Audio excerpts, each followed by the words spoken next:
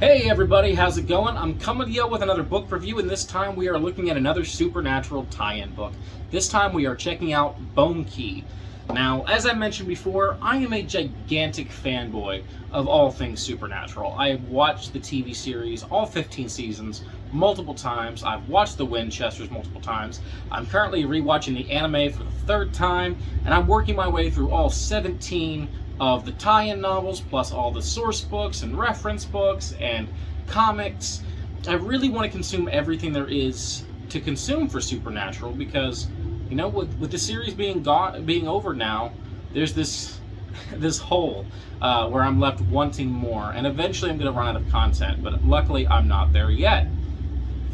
And so whenever I saw that Bone Key was written by the same author who wrote Nevermore, I got very excited because I really enjoyed my time with that book. I felt like Keith really nailed Sam and Dean's personality, and I read all of their dialogue in their voices. I read all of the kind of exposition and whatnot, and background dialogue in Chuck Shirley's voice. It really felt like I was reading an unaired episode of the TV series with that book. And then I read Witch's Canyon, and it was a good enough time, but definitely a lower quality experience. And it was by a different author. And then when I got to Bone Key, I was super excited, hoping it would be on par with Nevermore. And while I can't talk too much about these little 300-some-odd page mass-market paperback books, because if I do, there won't be anything for you to experience, as I'll spoil it all, what I will say, if you don't have time to watch everything, is this book is better, in my opinion, than Witch's Canyon. Not quite as good as Nevermore, because there are some things about it that confuse me a little bit. And it's not that the villain of the week is worse than those previous books. I actually think this has kind of the most interesting villains of the week out of the books so far. It's the dialogue choices. So while Keith nailed Sam and Dean's personalities in Nevermore, in Bone Key, I think he stumbled a bit more with them. Sam would make, smart aleck remarks that were very much more Dean style, and Dean even made a few quips that were a little bit more witty and felt more like Sam's dialogue. And that isn't to say that Sam can't be sarcastic and Dean can't, have something smart to say, but it's the way in which they said it and the consistency of how one seemed to say or act more like the other that kind of threw me off a little bit. It wasn't so much so that it felt like I might as well just swap the characters, but it happened enough that I was able to make note of it, and it kind of annoyed me a little bit. So, what happens in this book? Well, they're going to Florida. The boys are going to Florida, and we have all sorts of jokes we could make about how they're going to be hunting Florida Man. But no, they're dealing with, yet again, it's a ghost type of situation, but there's also kind of demon shenanigans in the background.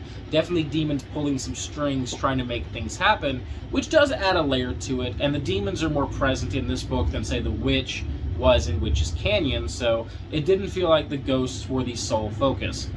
Additionally, the ghost in this book that acts as the primary villain is quite unique for a ghost. Because it's mixing in not just traditional, like, vengeful or violent spirit tendencies, but it's doing so in with a combination of Native American folklore and a Native American, revenge plot, which I actually thought was really cool. And I don't want to get too much into spoilers because I really want to tell you what this ghost is and what makes it unique, but I want you to read it for yourself. I want you to experience that for yourself.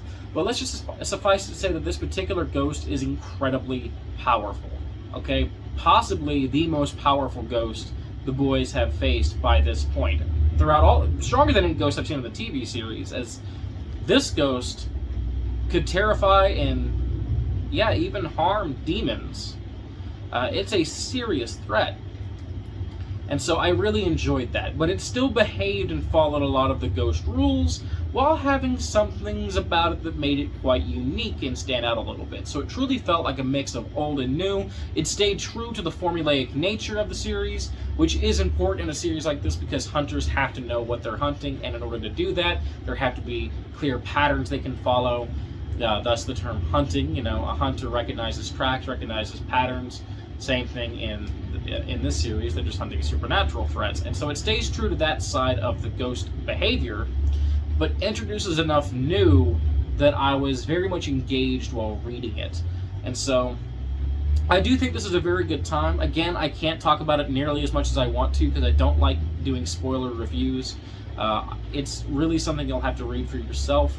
But while Nevermore got a 4 out of 5 from me, and Witch's Canyon I gave a 3 out of 5, which I think I forgot to say in that video, Bone Key sits right in the middle at 3.5 out of 5. It really was a very fun read, something I really enjoyed, and something I'm glad I got to experience, but it didn't quite live up to the first tie-in book for me personally. So, yeah.